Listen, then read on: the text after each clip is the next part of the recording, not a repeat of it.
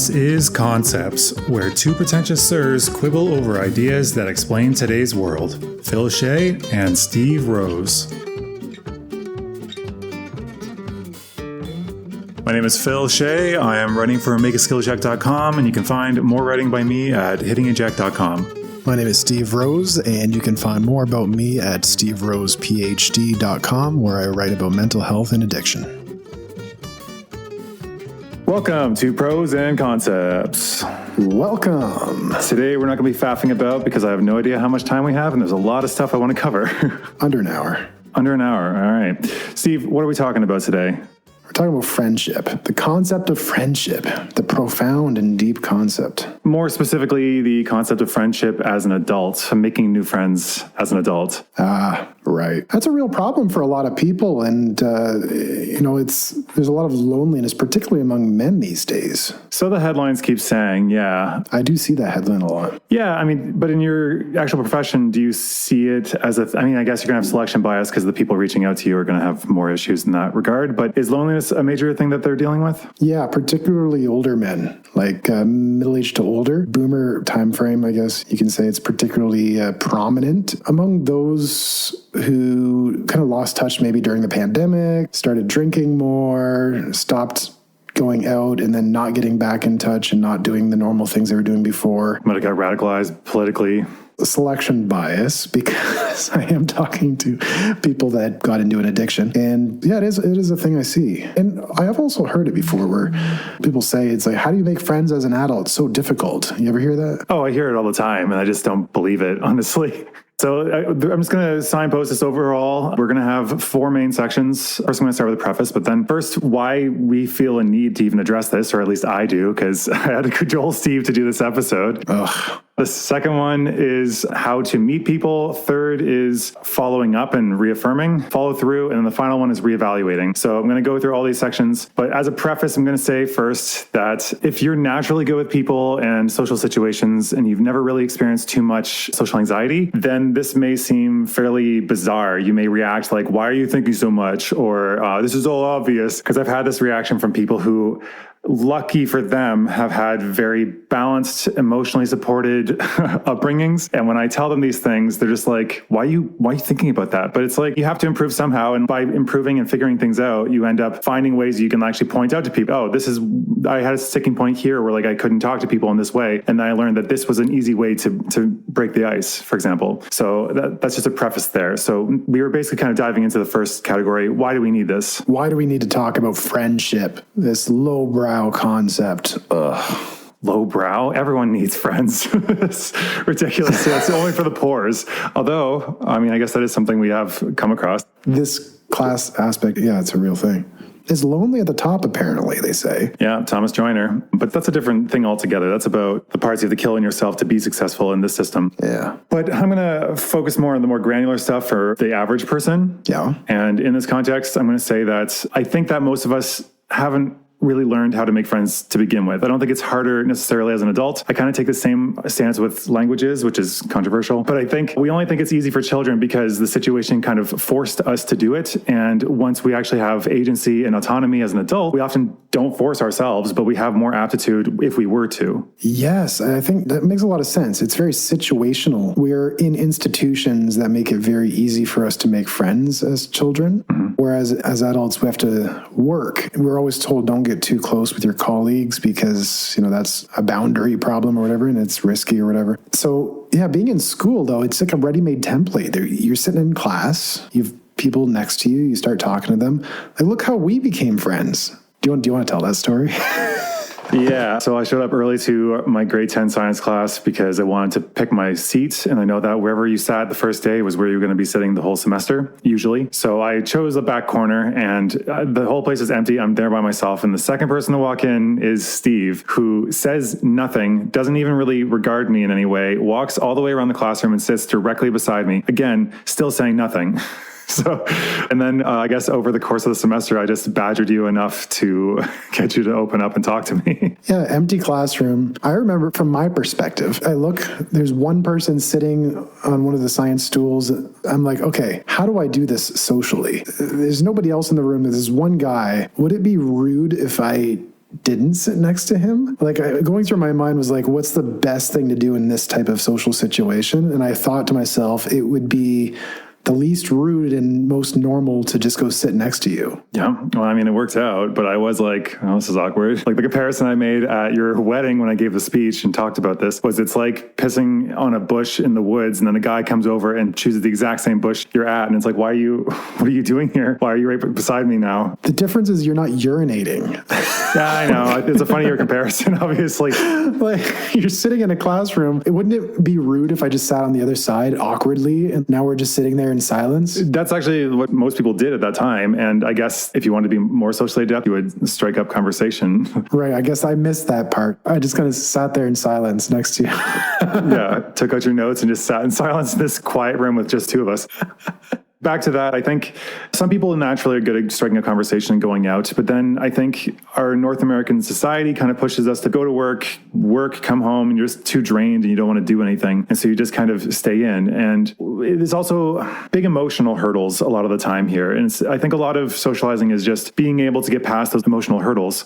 So in this case, it'd be you just got home from work, you're tired, which makes any emotional hurdles difficult to get over. And in that case, an example of an emotional hurdle would be the anxiety of having to leave your house, or like the pain in the ass is going to be to have to logistically get to the location where people are hanging out. And then the anxiety I was mentioning of like getting rejected if you talk to people and it doesn't go very well, and all these possibilities that loom in your head, you have to be able to push yourself past that to actually show up, because almost always these things are bigger in our heads than they are in real life. The joys and the fears, all these things generally are better in anticipation than they are in actual reality. Ooh, that's so true. Yeah. So I keep telling my friends, just show up and come with me, because I brought friends before and right at the door, right as we're about to walk into this language exchange event, say, they can sometimes be, I can't do this, I have to leave now. And it's like, no, just stay for 30 minutes. Then that's success. You can go whenever, but you're already here. Just come in with me and talk to one or two people. And then she ended up having a great time. So a lot of the time we can back down, and every time we back down from a fear, it gets bigger. And every time we expose ourselves to it and survive unscathed, or even when the worst case scenario happens, often it's not even that bad. We teach our brains like this isn't as big of a problem as we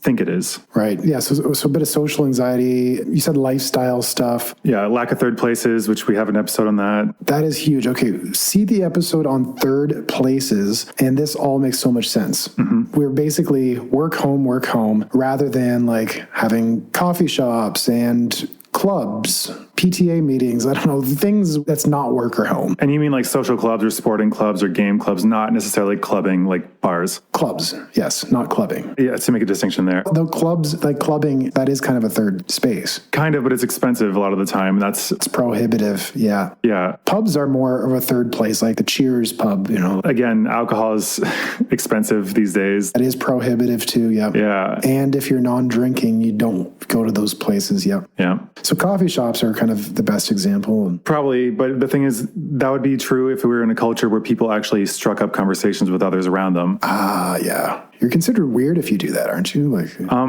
depends on how socially adept you are at doing it. I found ways to do it, such as addressing the situation. Excuse me, I see you're doing something here, but I just wanted to say hi. Like you could do that depending on who you're approaching or why. I find it's actually harder to make friends with men a lot of the time, because a lot of the time men are more likely to say, I've got enough friends, or they think I want something from them besides just friendship. They probably think you're hitting on them. Like if you walked up to a guy at a coffee shop and said, hey, excuse me, like, I know this is weird, but it's just... I mean, no, yeah. I mean, that would be like if I found somebody attractive, I guess, and I didn't want to disrupt them too much. But right. And then you address, like, you would say, like, I only have a second. I don't want to take so much of your time, blah, blah, blah. If you really want to be very considerate. For guys, I don't know.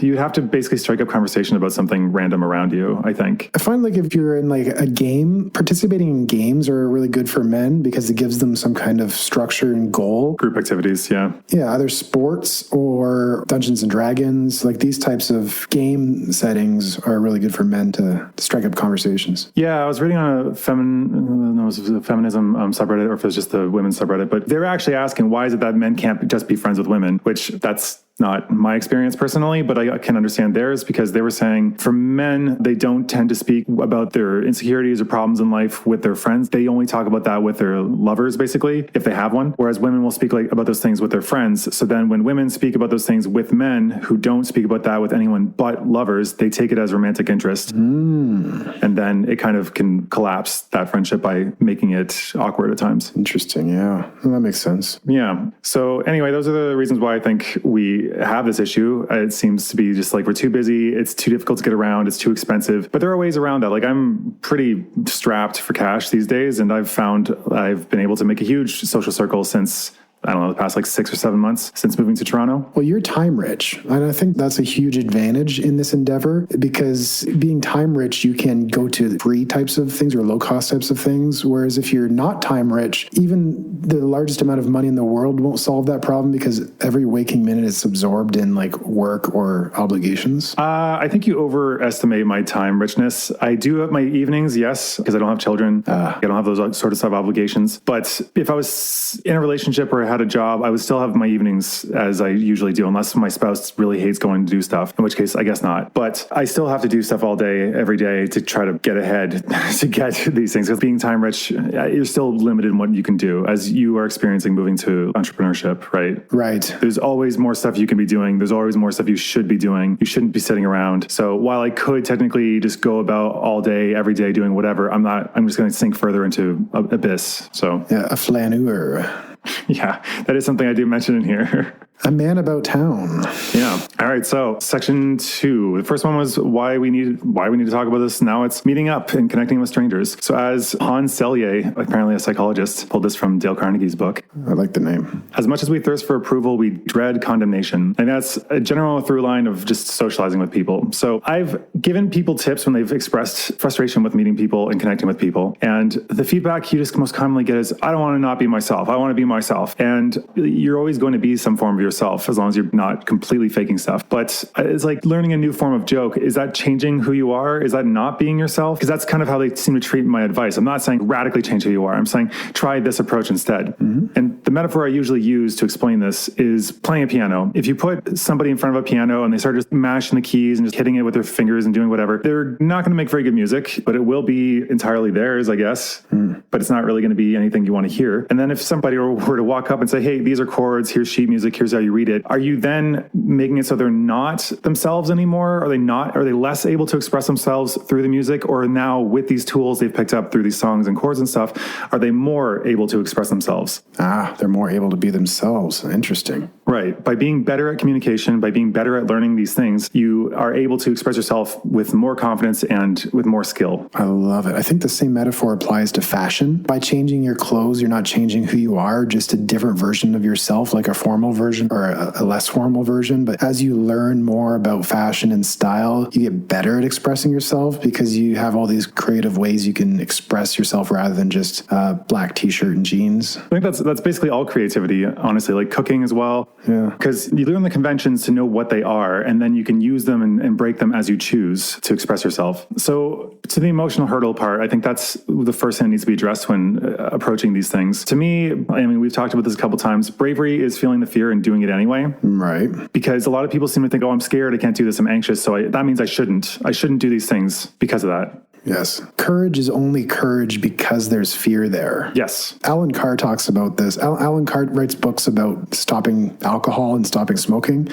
And he talks about, like, people think alcohol gives them courage, right? They say it's liquid courage. But what it's really doing is removing fear. So liquid foolishness. Is it really courage if there's no fear there? Because for it to be courage, it has to be fear that is overcome. And when you remove the fear, there's nothing to overcome, and therefore there's no courage. So it doesn't actually give you courage. No, it takes away the fear, which is, in my opinion, if you're in a situation where you should be scared or intimidated and you're not at all, then you might just be foolish. You might be an idiot. Right. It just makes you foolish. It doesn't make you courageous. And that reframing around what alcohol is and does, that line stands out for a lot of people, but I think it applies to this definition of feel the fear and do it anyway. And I think in most of these situations, the worst case scenario is that you just won't get on with people. I've met a lot of people. I've met probably over 1,000 people since moving here at this point. And in doing that, you end up some people are just not going to vibe with you. Sometimes you're going to go out and it's going to be an awkward night and you put yourself out there. That was success. That's all it required. You tried and then you just didn't hit it off with anyone. There's no point in taking it personally. It's not that you are deeply flawed or anything. Sometimes it's just practicing talking to people and it's just a bad group for you because I've had those nights still. I'm sure you've mentioned them. If your success depends on it working, then yes, you're setting yourself up for failure because that's an external metric of success. You're interpreting their reactions as, what does it mean about me as a person? What does it mean about me? Yeah, getting your ego tied up in it. It's something maybe about them and your lack of interest, shared interests, or that person is just off themselves because of something in their life and they're just being weird. So it's not about you necessarily. But I think there's also a useful reframe there that it took me way too long to start really considering is, do you like them? It doesn't matter necessarily whether they like you if you don't even care about them at all. Because a lot of us are more worried about rejection than whether we actually want to be friends with this person. That's a buyer-seller frame. Yeah. So the default is to go up as the seller. Like, yeah, you're selling yourself. Hey, everybody. Like me. Yeah. Yeah, that's like you're selling yourself. And we're told we're going to market ourselves. We're selling ourselves. We're always selling, always be closing. Internalized capitalism. And the buyer dynamic is what you're saying is a reframe, being like, I'm here to purchase something. And so you're kind of the selector of, do I like them? Does this person match my interests and values? I mean, it's a combination of both, of course. I don't like either of those economic terms applied to this. I think it's better to just walk up and say, hey, like, are we a match? Are we going to be good friends? Not necessarily like, yeah, it's both. Yeah, it's give and take. Yeah, you don't want to be some standoffish, like, connoisseur. I don't know if I can take your number. Let me see. Yeah, like you're just going to be a snob about it. Apply for it. You can joke about that. I mean, I have joked about that before, but like, obviously it's got to be cocky comedy. It does have to be, but it would work if you did it the right way. It would probably go over well, depending. I've had it blow up in my face a couple times that the person's really not feeling it. So. Oh, tell me. You have to share. No, it's not. There's not a good story or else I would have told it. They're just like, no. Oh, okay. What are you talking about? They refuse to play along. This would go hand in hand with the awesomeness when we do that episode. We have to do that episode. A lot of that's relevant to this, but like this is still, like I told you, a different animal. It is. So I've written articles before on how to make friends, and I make a distinction called narrow versus wide friendships. I used to call it deep, but that makes it seem like it's the preferred one. Yes, it does. Yeah, but narrow friendships tend to be deeper, but only into one topic. They tend to be like a friend that you only talk about, say, I don't know, sports with, or even just specifically basketball. That person, though, you've categorized them as a sports person, a basketball person, and it's not like you're going to turn to them and start talking about your relationship problems or your troubles at work or your other hobbies because you don't have that relationship. It's restricted to this one thing. And I would recommend if you want to bond with people faster, you would make them wider. Yeah, you would cover broader topics, jump around to random things. If you have ADHD, you're probably already doing that, but yes, maybe you have to reel it in a little bit. Or with ADHD, you can actually hyper focus too. Yeah, true. That's one way. So like people can feel that they can talk to you about anything if you cover a broad array of topics. So then they feel they can talk to you about anything, especially if you do it non-judgmentally and open-minded and with curiosity about them. Mm-hmm. You actually take interest, you actually listen to what they say, and you try to use active listening, especially complex reflections where you rephrase back their intent to them. Because in doing that, they feel understood and like you're actually listening to them instead of waiting for your turn to talk. And checking their phone and looking around their room and, yeah, generally being bored in the subject, that kind of stuff. Take an interest. The other thing I've read about is more, I don't know if it's actually been verified by any research or anything, but some people have suggested that going to different locations has a similar sort of effect.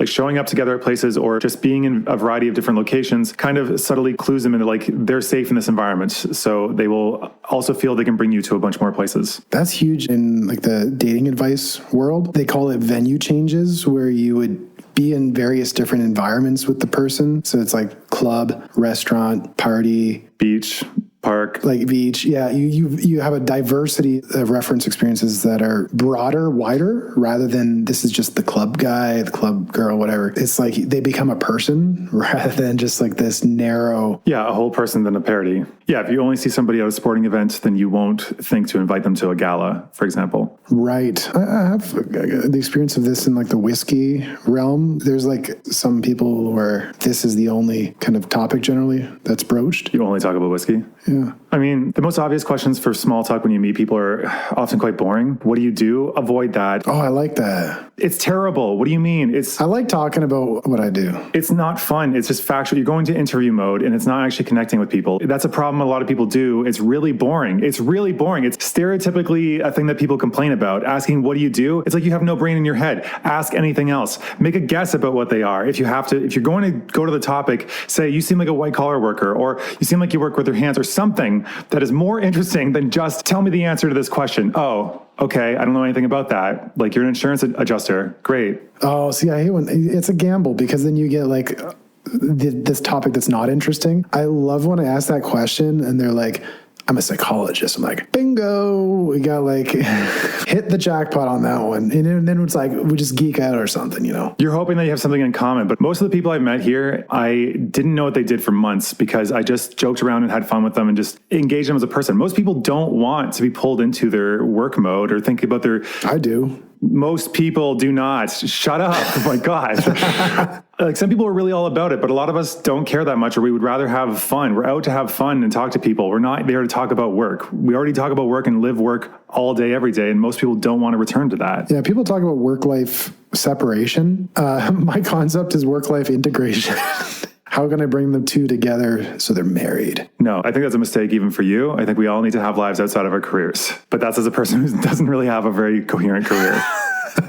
But I mean, like, making guesses about somebody is more likely to bring up something. Like, I mean, avoid stereotypes if you can. Like, don't be like, oh, you're in an IT because of some of their characteristics. It would not be great. Instead, I would pick something else. I'll pick something stupid sometimes if I can't think of anything, like an acrobat or, I don't know, professional cheerleader. So I don't know why those are just two related things. But I have a ton of general tips. I don't think we're going to be able to get through all of them and still cover this. But remember their name. I think a lot of people are really bad at names and they use that as an excuse a lot. Oh, I'm bad with names. We're all bad with names. You have to put an effort in. Yeah. My dad had somebody slap him in the face one time by saying, it's not that you're bad with names, it's just that you don't care. And if you did care, you would put a little bit of effort in. When I meet a group of people, I will then be silently, when I'm not engaged in conversation, silently going through and like naming everybody in my head and then jumping around randomly to see if I can still remember it. So then it's really drilled in. And then I relate it using a mnemonic to like a fictional character or somebody I know in real life, or like it sounds like something, a characteristic or whatever. Yeah, I think that's very true, though. It's more of an attentional problem than a memory problem.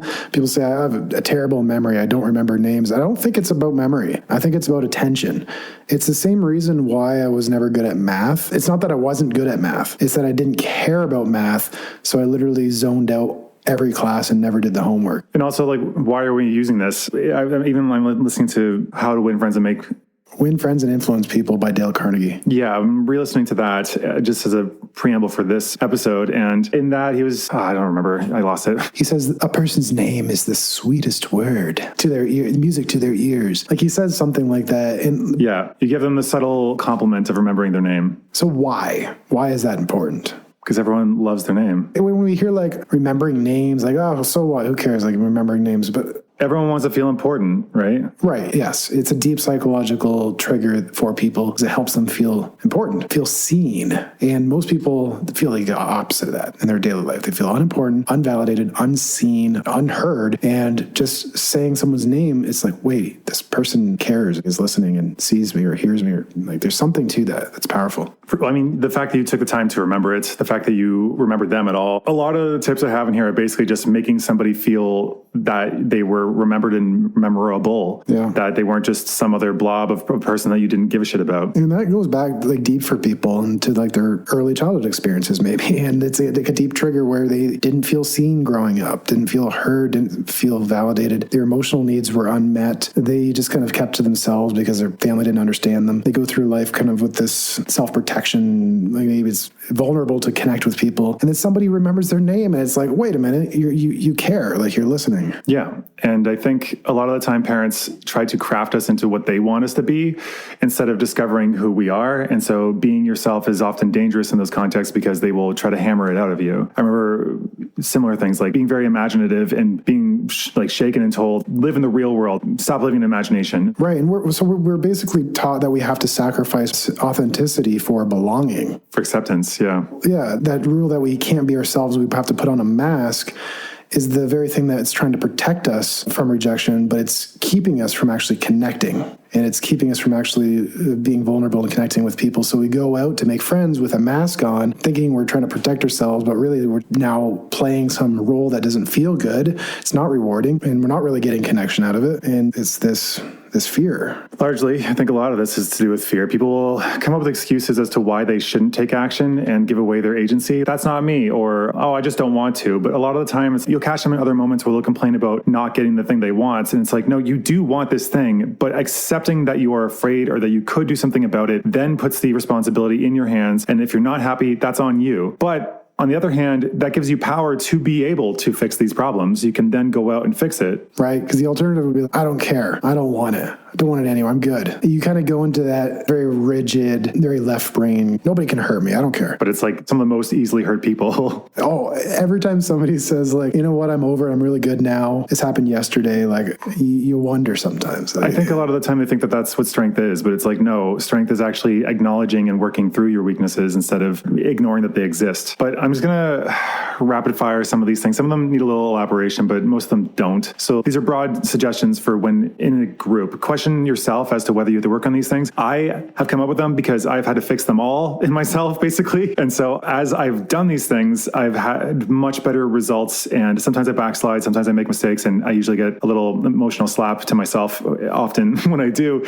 And so I've learned just don't do them. So for example, so you're the pro for this concept, by the way. I hesitate to do that, but I guess because I've basically made socializing my job for the past however many months, if not years, it's just a bunch of hard-learned lessons. I think when I tell people that I used to have social anxiety, that like standing in a food court would just make me super uncomfortable. Just being in public used to make me uncomfortable. Being seen at all. And I'm 6'7", so it's difficult to not be seen. And when I tell people that now, they don't believe me. I mean, they don't outright tell me I'm lying, but they do say that they can't see that at all. And so I think you can overcome these things. They don't see what I see. Well, yeah, I mean, I could tell them the stuff if I wanted to, but like, why weigh people down? I mean, before we even met, like we met in grade 10, I remember in grade 9, I'd see you walk around the halls. And all I remember is the concept of you I had was the guy who walks behind his friends and is kind of hunched over. It always felt like you were trying to hide or... Yeah, I didn't want to be observed. Right. I just remember that standing out as, that looks a little unique. Yeah. Because it's just being 6'7" and not trying to be seen is a hard thing to do. Yeah, there's various forms of this, but most people will then like slouch their shoulders forward, hunch down, and try not to be very big. Body language is something I have also dabbled in studying, whatever merit there is to that. There's some, but so anyway, the things I was mentioning was like avoid complaining, avoid judging, bring the energy you want to attract, be as upbeat as you can be, avoid gossiping, aim for banter, and avoid logic. That's why I was saying... Oh, that's good. Don't talk about your job because it's going to be kind of boring and stagnant and like just in the mire of logic. The good conversationalists are ones that are fun and witty and make it light and joking all the time. And you'll find that even if you do that, some people will try to pull you back to logic and factual questions when there's any lull at all because that's all they've got to go for. Oh, keeping an emotional level, yep. Yeah, you want to simulate emotions, not logic. You want to have fun. Fun is not logical most of the time. Be positive, look for humor wherever possible. This one, I think if you're a more nerdy or logic-based, you will have a difficult time on this one. Try not to backtrack on topics. Unless there was something very important you had to say. If the conversation flows onward, don't stop the flow and go back to try to finish something. Continue on with the flow. Okay, it's like improv. So it would be like an example where maybe in earlier podcast episodes, if you go back, you'll see Phil tend to be more improvisational and me tend to be more rigid. And he would go off on a tangent somewhere in this direction. And I'd say, all right, so what we were talking about before, and I would try to kind of bring us back on some track, but it's interruptive. It's really like a killjoy. It also seems like you're kind of like smacking me, being like, you've got us off course. But I mean, that is a flaw. That's also part of why our dynamic works, because you're good at bringing it back to the focus. But I've been a lot smoother now. I think we both are, yeah. Yeah, rather than just like, we're in a dead end right now. Let's go back. I mean, yeah, like we have tons of stuff we can pull at. I think the other ones are like this one, this episode, I'm a little concerned about this problem because this is a problem we had at the beginning where we had a lot of information to cover and I ended up just shoveling it on you and not having any discussion. Yeah, you whined about it enough. Go to the episode on design thinking. Oh, it's so fascinating, but I did a bad job with it. It's a fascinating topic where I'm just being lectured and then I became so bored about it. I'm like, oh. But also at that point, you felt like I had to entertain you and not that you and I are both entertaining entertaining them, you guys, listeners. Right. The original concept of the podcast was Phil thinks of a concept and I show up and I don't know what we're talking about.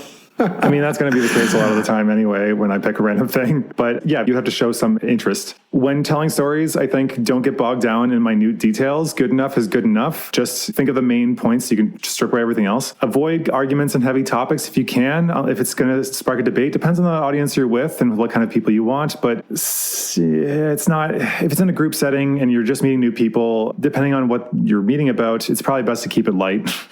Just see if you actually like the person and trust them enough to be vulnerable with them. And then you can start having these conversations. Yeah. Though I guess you can also still look for like red flags. If somebody to me starts unironically using the word woke and criticizing it, then I'm going to be like, all right, back away. I don't think we're going to get along very well. Yeah. Because, they're going to be more likely to be quite conservative probably then. Avoid why questions. Oh, I do this all the time in counseling. Explain. Why do you use drugs? Like, it sounds super judgmental. Try this neutrally. Why do you use drugs? It still sounds like you're challenging the choice. I mean, obviously with that question, you are challenging that choice because of the loadedness of it. But the better way to do it is, in general, don't use the why. Yeah, like for what made you want to do that instead of why did you do that? I was going to say, change the why to a what. Yeah, or what were you trying to get with that or something like that. Like it's still a bit better than asking why, because why puts them on the defensive. Like, why did you do that?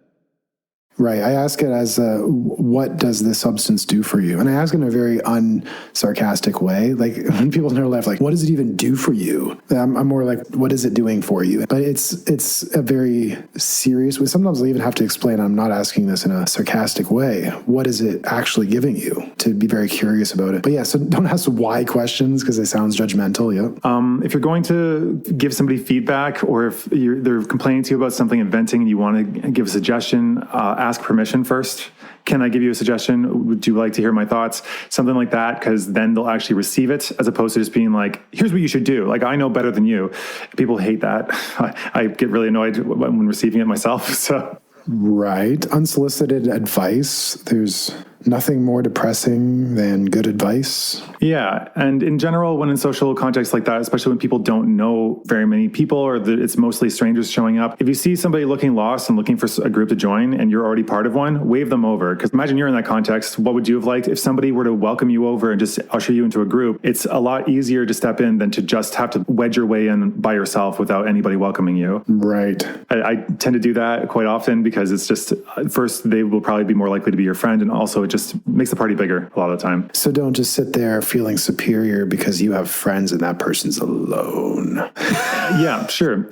So moving on to massive action. I think in this area, because I've been basically saying yes, I've been doing like the yes man approach to things. If people invite me, I will go a lot of the time, unless I absolutely know I hate that thing. Like if I'm anxious about it or nervous or I've never done it before, I'm more likely to say yes, even though I know I'm going to be uncomfortable. It doesn't matter. If I have the energy and time, I will go. And the more you say yes, the more people will invite you. The more you show up, the more people you'll meet. And the more people you meet, the wider the range of people you'll interact with and the more skills you pick up from them. You'll pick up small jokes or like social graces that you haven't seen people do before, ways of transitioning out of a conversation or into a conversation. Just the more you do it, the more skills you'll acquire and the more it'll snowball. And in doing that, again, you'll get more invitations, you'll meet more cool people, you'll get more skills, and you'll just end up having this huge group of people that want you to be around. But I don't need friends.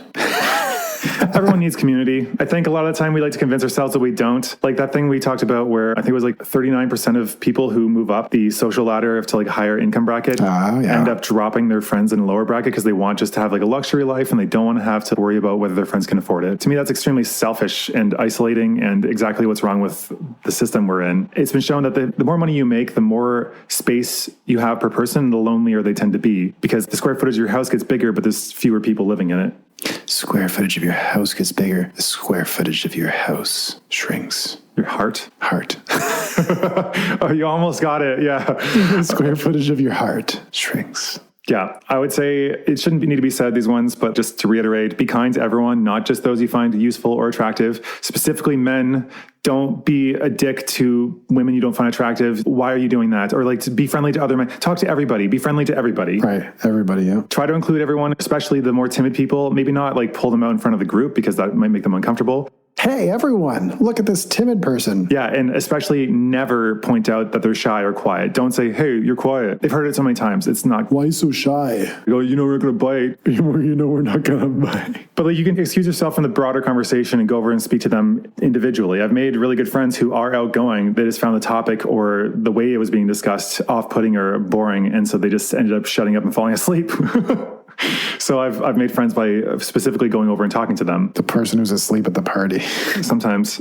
As well, if somebody continues to try to say something and gets talked over, maybe make space for them. Address them. Sorry, you were saying, and then like bring them out to talk. They were trying. And if they're not assertive enough, or someone like me talks over them by accident, then it's better to bring it out of them, to let them have a turn. Yes. You've been holding better space for me in these recent episodes. I mean, it's come with all the aggressive socializing, basically. Yeah. You're walking the walk and talking the talk and walking the talk and talking the walk. Yeah, whatever all those mean. I guess also important thing at the end of this is like meeting people. Those are all tips for like getting along with people. Right. But be sure to ask for their information, because a lot of the times you'll go to these events and a bunch of people, they might exchange information or maybe they'll forget, but just be the one to say, hey, do you have Instagram? That's an easy question. A lot of people these days are using Instagram, but like whatever platform you choose, you say, hey, do you have Instagram? You didn't ask for their information. You asked if they have it, and they'll probably say yes, which then infers that you can do it. But it's an easier question to ask. Instead of like, can I have your number? Can I have your number? Or give me your number. I guess that can work, but I mean, it's a little more assertive and can be seen as aggressive. Yeah. It depends. Hey, add me to WhatsApp. That's the same thing, the same statement, basically, and still a statement / command. Hey, give me your number. It can work, I guess, but yeah, it's not great in a friend context. So aggressive. Maybe actually in a friend context, I don't know. You have to gauge who you're talking to. You just shout across the room and point at them like, hey. So the third section is reaffirming the friendships. I would say reach out within a few days, ideally setting up a meeting in the following week. Group contexts, especially small groups, can be easier for people to say yes to because there's less pressure on the individual. Mm-hmm. If you can't afford things, you can do things like hikes, drinks in the park, coffee, board games, group cooking events. There's a lot of things, especially when the weather is nice. You don't even have to have a central thing. You can just say, we're going to go to the park with a couple of drinks or whatever, and people will often still show up. I think it can feel stupid reaching out to friends because like if they say like they're not interested, you'll feel like a loser basically. But most of the time, they'll either just not respond or like they will probably say yes, I find. Remember that definition of loser we came up with in episode 2? I don't. I think it was like somebody who doesn't make any efforts to change the situation and just complains about it and gives up on trying. Yeah. Yeah. So then that's section 3. I just really breezed past it because we're over time. Section 4, I would say, is stick by your word, follow through. If somebody invites you to something and it's like a week away and you've said yes on the day of, this is something that Canadians especially, but I imagine maybe all of North America, is bad at. When you're tired and the day actually comes and you don't really want to go, you'll often make excuses and just not do it. Go anyway. Hold yourself to it. Hold yourself to your word. You said you would go, and this person's hosting an event. And if you were hosting an event and like half the people said they would go and then didn't, you're going to feel like shit because you're like, why the hell did all these people say they would come? I got all this stuff prepared and nobody showed up. They will feel terrible and you probably won't get invited again. But also, if it's the first invitation that somebody's extended to you and you say no, the chances of a second invitation is dramatically lower, and a third after that for saying no is probably not going to happen. So if you do want friends and somebody actually reaches out to you, make as much of an effort as you can to show up that first time. Yeah. If you say no to the first one, it's like chances of you getting more invitations is significantly lower. I'm meeting so many people that if somebody shows up the first or second time, then I will probably keep inviting them. But after that, I probably forget about them because they aren't talking to me. They haven't come to anything. I met them that one time. So I might extend something to them if I'm going through my contact list to see like who I will invite to a bigger party, but weekly things, no more, because I don't have time to message everybody individually like that. You're like a super connector. Yeah, I suppose. I would say if you want to be gracious for events, if you can't go, don't be one of those people that's fence sitting. Don't be one of those people who say maybe or ask me later. Oh, or say they're going and then ghost. Either one. All of those things are annoying and you won't be invited again, probably. Rightly so, I would say, because it's really annoying. Instead, I think it's best to do, this is actually from Tim Ferriss. He says, I'm going to say that I can't make it, but I'll let you know if that changes. Yeah. Ghosting, people do that out of fear. They are afraid to say no to the invitation initially, so they say yes without intending to go because they can't say no, and it's like too hard to say no. Yeah, and if you're in the inviter and a person says no to you, don't harass them. Don't keep cajoling them. No, yeah. Because then that makes them like people pleasing, and they're like, they'll start saying yes and not show up. Or they just won't respond, or they won't tell you, they'll just ghost altogether. Like they'll say yes and they'll ghost. I would say also, if you can, when you show up, bring a good attitude, of course. That's the one thing that's free. But if you can bring a gift, like a housewarming thing, I mean, a lot of people don't think that. They go like what you were doing with this, saying, entertain me. I'm coming to this event. What am I getting out of it? I'm coming to this podcast. What are you bringing to the table? Yeah, exactly. That's like a me. Like, no, if you want friends and you want to be invited to places, bring a good attitude, because you can always do that. Bring whatever help you can, offer whatever help for cleaning up, if you can afford it, yeah. If you can't do that, you can have a good mood, you can help them pick up, you can bring more people, I suppose, if that's what they're looking for. But at the very least, express gratitude afterwards. Either you're a guest or a host. A ghost. Either you're a ghost. Either you're a guest or a host. I combine the words.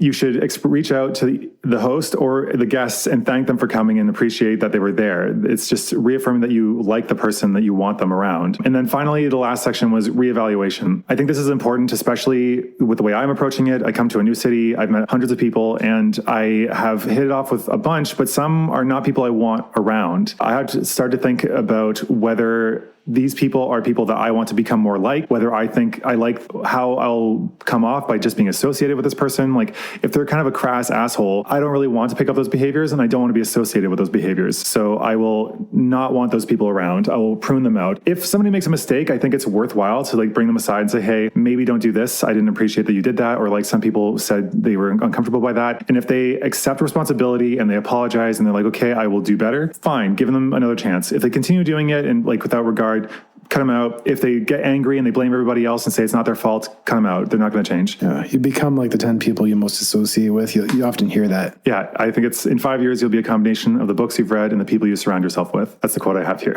Love it. There are people, though, that will like step over the line too far. Like most of my friend group is actually women, because I am fine with if like we dated or whatever and it didn't work out, then I will switch us to being friends.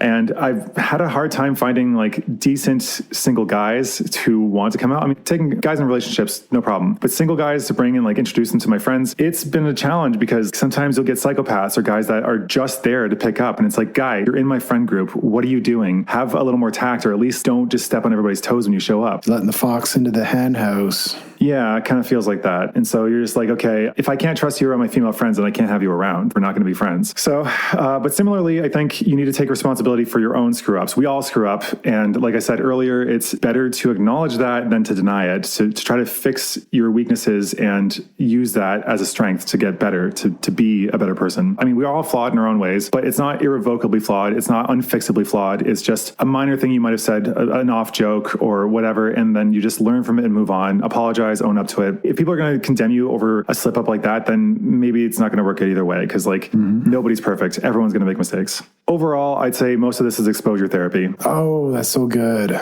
Exposure therapy being how do you get over a phobia? If that's the question, then the answer would be slow incremental exposure. Not the type of exposure that overwhelms. Like if you're afraid of spiders, it's not like, here's a tarantula. Like right on you, yeah. Yeah. You wouldn't just like thrust someone into like a social situation that's too much. So you would go incrementally. You would look at, okay, can you connect with somebody you already know who you haven't talked to in a while? I'm like, okay, I can do that. Or going to a group party that like you know everybody except for maybe a couple people, or going to an event with a buddy. Don't, like the extreme would be, like I met a girl at this singles event the other day where she had never had a boyfriend. She wasn't drinking. She wasn't wearing her glasses. She was there by herself and she didn't know anybody at all.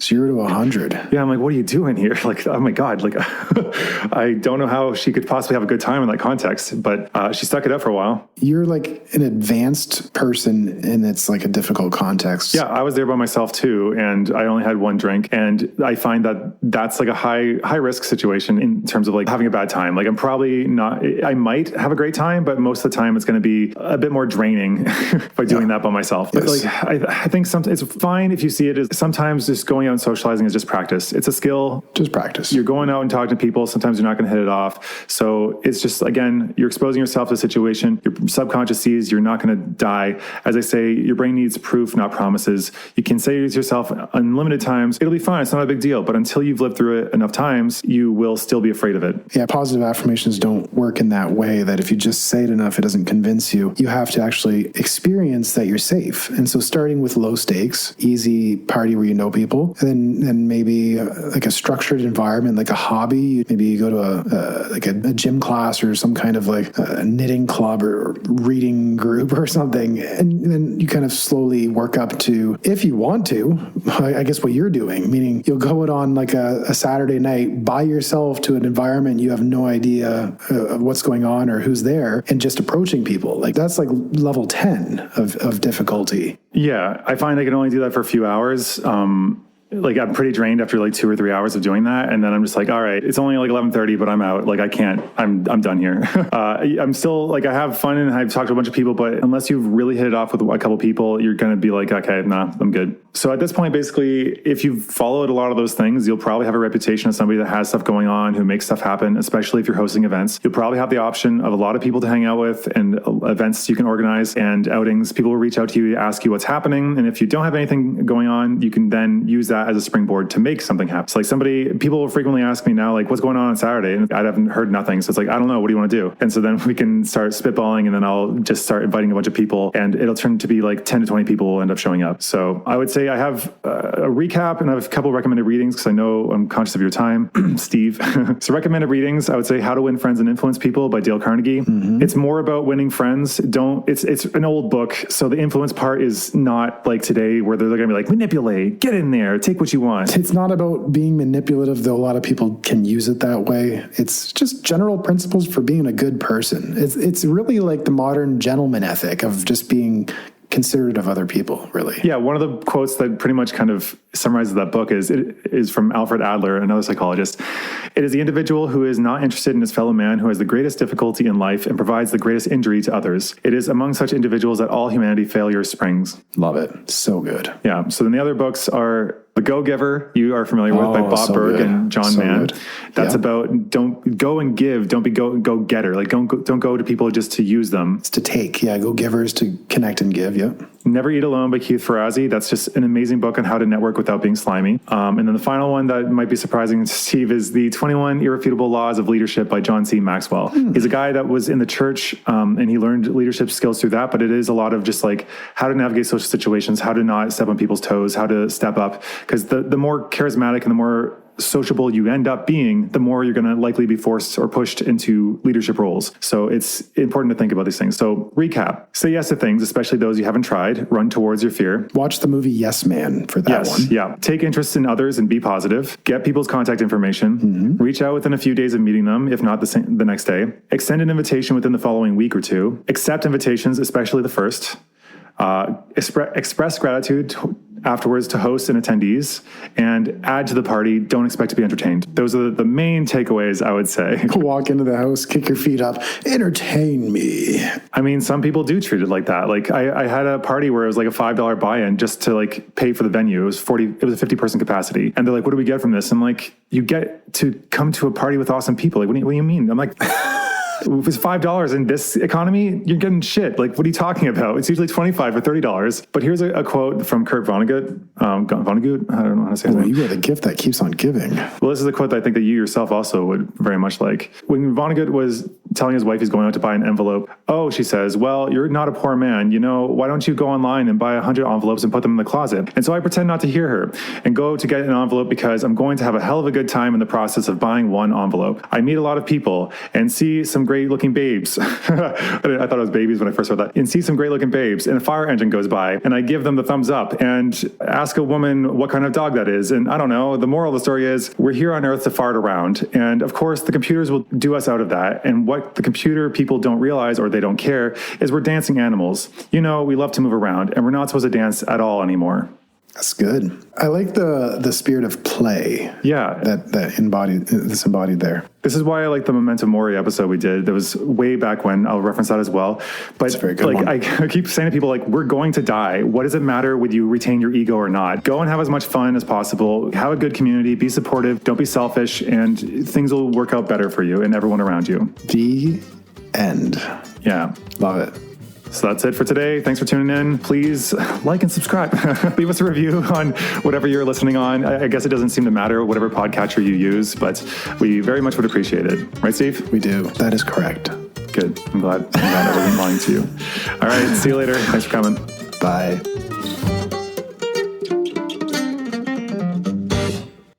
As audacious as I can possibly be.